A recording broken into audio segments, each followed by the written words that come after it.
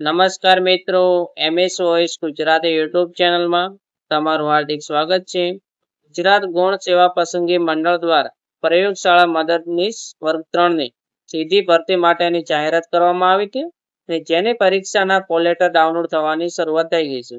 તમારે પણ તમારો કોલ લેટર ડાઉનલોડ કરવો છે તો તમે કેવી રીતે ડાઉનલોડ કરી શકશો તેને લગતી માહિતી તમને આ વિડીયોમાં જણાવવામાં આવશે.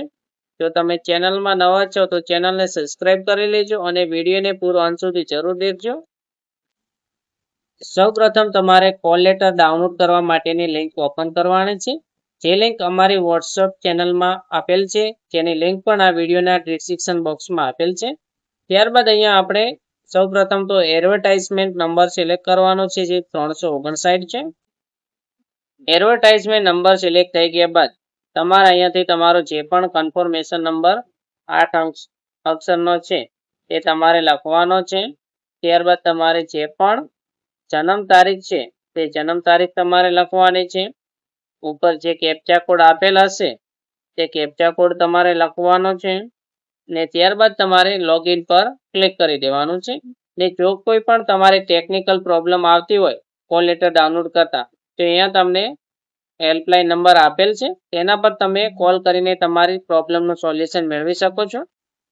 લોગિન કરશો એટલે તમને એક આ પ્રકારનું હોમ પેજ જોવા મળશે જેમાં અહીંયા એપ્લિકેશન નેમમાં તમારું નામ, તમારું કન્ફર્મેશન, એડવર્ટાઇઝ નંબર, તમારો ફોટો, સિગ્નેચર આવી ગયો છે.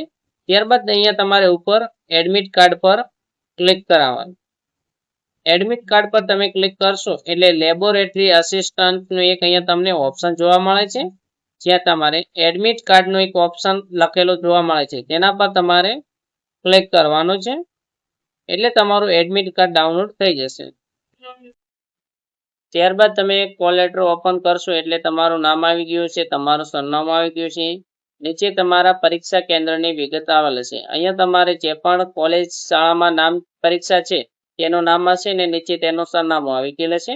ત્યારબાદ તમારી પરીક્ષાની તારીખ આવેલ છે, તમારું રિપોર્ટિંગ સમય આપેલ છે, તમારે કયા સમય સુધી તમારે પ્રવેશ કરવાનો છે તે આપેલ છે અને પરીક્ષાનો અહીંયા તમારે સમય આપેલ છે. ને જો તમારે મેપમાં તમારો પરીક્ષા કેન્દ્ર શોધવું છે તો અહીંયા જે લિંક આપેલ છે એના પર તમે ક્લિક કરશો એટલે તમારા પરીક્ષા કેન્દ્રનું જે પણ સરનામું છે મેપમાં તે આવી જશે. ત્યારબાદ અહીંયા જે પણ માહિતી આપેલ છે તે માહિતી તમારે વાંચી લેવાની છે એટલે પરીક્ષા ટાઈમે તમારે અહીંયા જે પણ નિયમો આપેલા છે તે નિયમોનું તમારે પાલન કરવાનું રહેશે. તમારે પણ જો મોક ટેસ્ટ આપવો છે, પરીક્ષા કેવી રીતે લેવડાશે તેનો પણ એક 10 પ્રશ્નોનો મોક ટેસ્ટ હશે તે પણ અમારી ચેનલ પર આવતીકાલે અપલોડ થઈ જશે.